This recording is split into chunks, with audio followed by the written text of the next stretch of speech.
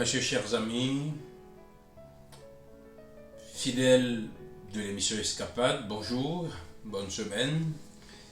C'est avec beaucoup de plaisir que Dieu et moi vous accueillons à nouveau pour passer encore une fois ce petit moment à la présence de Dieu. Nous espérons que le Seigneur a été avec vous tout au long de la semaine écoulée et nous formulons le vœu que le Seigneur déverse sur vous comme sur nous ses bénédictions les plus riches. Nous vous remercions pour votre fidélité et nous espérons que le Seigneur nous permettra de continuer à avancer ensemble. Ce matin, nous allons aborder le texte de 2 Corinthiens chapitre 3, le verset 5. 2 Corinthiens 3, verset 5. Nous ne pensons pas que nous sommes capables de faire quelque chose tout seul, mais c'est Dieu qui nous a rendus capables de faire ce que nous faisons. Et le titre de la méditation de ce matin, c'est « Tout vient de Dieu ». Tout vient de Dieu. Nous avons tous, en tout cas, je l'espère, réalisé beaucoup de choses dans notre vie. Nous avons tiré une certaine fierté, un certain honneur de ces réalisations. Quand nous arrivons quelque part, il nous arrive de dire à qui veut l'entendre, moi je suis un tel et j'ai déjà réalisé telle ou telle chose dans ma vie. C'est un sentiment qui est assez particulier. Le sentiment de savoir que l'on a pu faire quelque chose de sa vie, le sentiment de savoir que l'on a pu réaliser certains de ses rêves, le sentiment de savoir que l'on est sur le point de réaliser nos projets. Si vous avez déjà ressenti ce genre de sentiment, vous saurez de quoi je parle. Et si vous ne l'avez pas encore ressenti, je prie le Seigneur que le Seigneur vous permette de ressentir, d'avoir ce sentiment que vous avez pu réaliser quelque chose de votre vie. Mais il arrive par moments qu'en dépit du fait ce sentiment, c'est un sentiment extraordinaire, que parfois ce sentiment devienne problématique. Ce sentiment est parfois problématique parce qu'il nous arrive d'oublier que tout ce dont nous avons pu réaliser, tout cela vient de Dieu. Que ce soit d'un point de vue personnel, que ce soit d'un point de vue professionnel, que ce soit dans le cadre de l'accomplissement de la mission, tout ce dont nous avons pu réaliser, tout cela vient de Dieu. Nous avons pu faire tout ce parcours dans notre vie parce que le Seigneur nous a fait grâce. Parce que nous avons oublié que tout ce dont nous avons pu réaliser vient de Dieu, il nous arrive de nous attribuer la gloire qui revient à Dieu. Il nous arrive de vouloir, entre guillemets, prendre la place de Dieu, nous placer comme Dieu pour les autres et dire aux autres, moi j'ai fait ça et si tu veux, je peux t'aider à faire ça et en retour tu dois me rendre la gloire et l'honneur. Il nous arrive de nous dire, moi je suis dans cette position parce que moi, et je prends l'exemple sur moi-même, moi Gérald, j'ai tout fait. Vous savez, je m'adresse personnellement à toi de préférence. Tu as pu réaliser beaucoup de choses dans ta vie. Et le fait de reconnaître que tout ce que tu as pu réaliser vient de Dieu ne retire rien au sacrifice que tu as pu consentir. Mais ce que je veux que tu saches, c'est que si l'Éternel ne t'avait pas fait grâce, tu aurais beau essayer de réaliser beaucoup de choses, tu aurais beau faire beaucoup de sacrifices,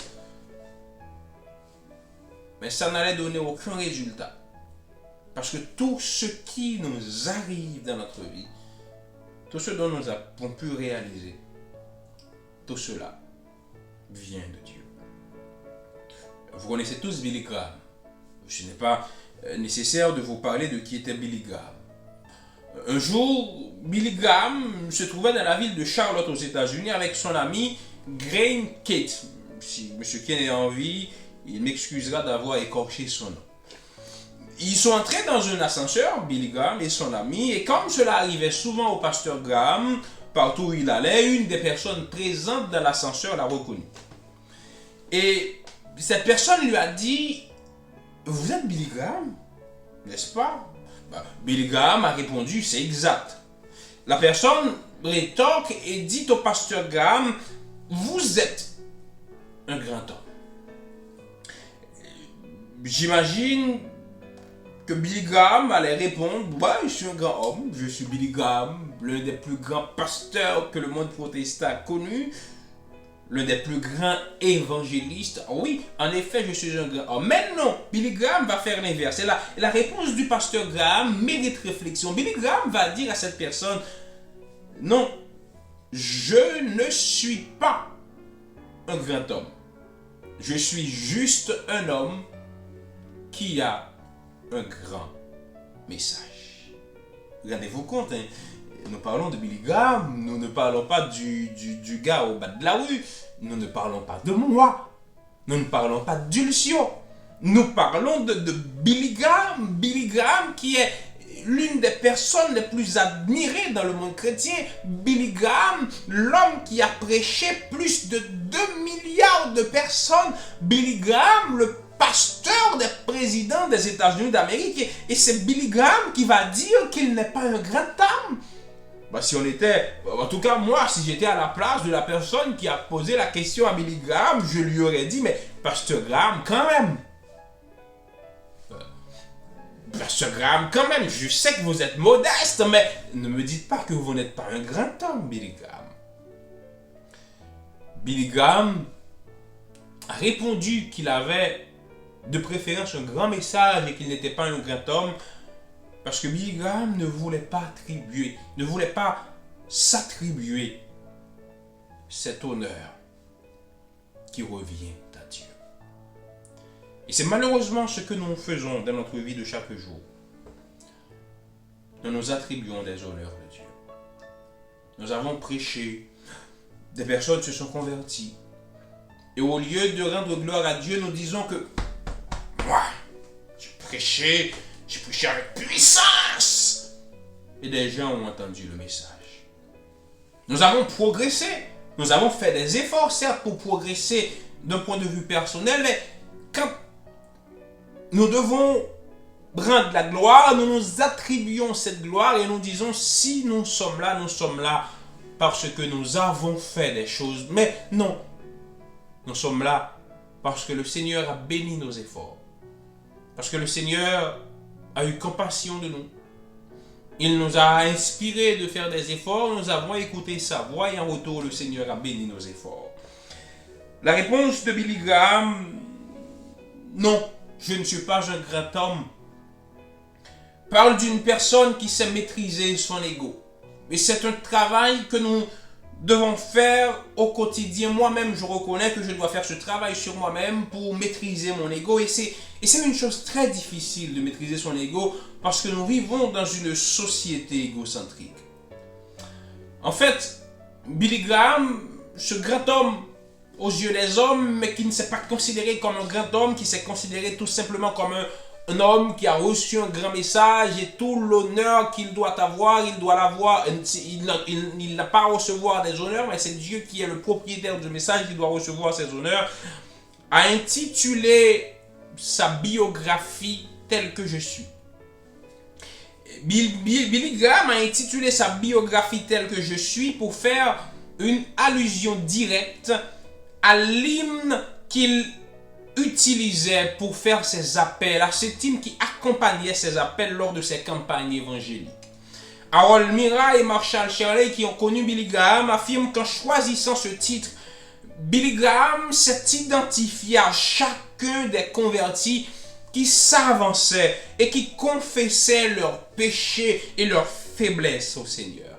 En choisissant tel que je suis comme hymne, Billy Graham a dit que la grandeur n'était pas de lui, mais la grandeur était dans le message qui lui assurait qu'il y aurait le pardon et la paix, pas pour les autres pécheurs, mais pour les pécheurs comme lui. Et c'est parce qu'il s'est considéré comme insignifiant, qu'il a choisi cette hymne pour dire au Seigneur, en dépit de tout ce que tu m'as permis de réaliser pour toi, je reconnais que je suis un pécheur et je suis perdu comme les autres. C'est ce que nous rappelle l'apôtre Paul dans 2 Corinthiens chapitre 4, le verset 7.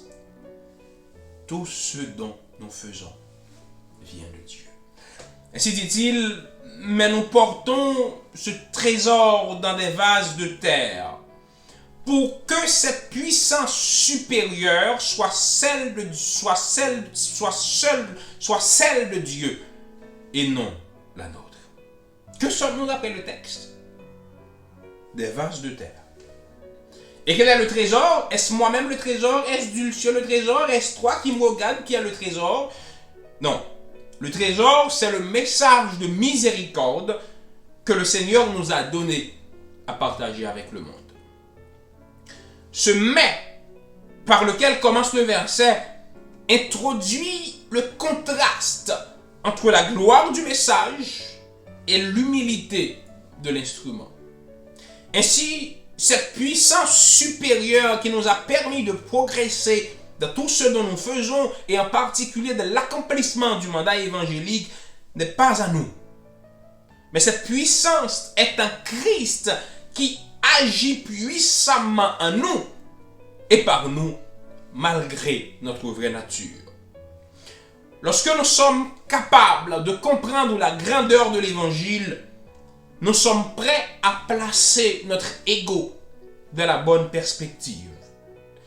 Ainsi, nous comprenons et vivons le fait que nous ne pensons pas que nous sommes capables de faire quelque chose tout seuls. Mais c'est Dieu qui nous a rendus capables de faire ce que nous faisons. À ce moment, nous ne nous attribuons pas ce que nous avons fait. Nous saurons que la gloire de l'œuvre de Dieu est en Dieu et en Dieu seul. C'est à ce moment que nous comprendrons que notre existence en tant que serviteur de Dieu n'est pas dans nos prouesses physiques ni dans notre intelligence. Tout ce dont nous avons réalisé, que ce soit de manière personnelle ou dans l'œuvre de Dieu, nous l'avons réalisé parce que le Seigneur nous a fait grâce. Et comme l'a dit la servante du Seigneur, nous devons nous considérer comme des serviteurs inutiles à qui le Seigneur a fait grâce d'être utiles pour faire avancer son œuvre. Et c'est pour confesser que nous sommes petits, que tout ce dont nous avons pu réaliser, nous l'avons réalisé par la grâce de Dieu, que je vous invite à prier en chantant tel que je suis sans rien à moi. Je vous invite à aller dire au Seigneur, Seigneur, par ta grâce, tu m'as permis de réaliser peut-être pas mal de choses de manière personnelle ou de manière individuelle ou dans l'œuvre de l'évangile. Mais je reconnais malgré tout que je suis petit et insignifiant. Et c'est pourquoi je viens à toi tel que je suis. Que le Seigneur vous bénisse. Tel que je suis sans rien à moi, sinon ton sang versé pour moi et ta voix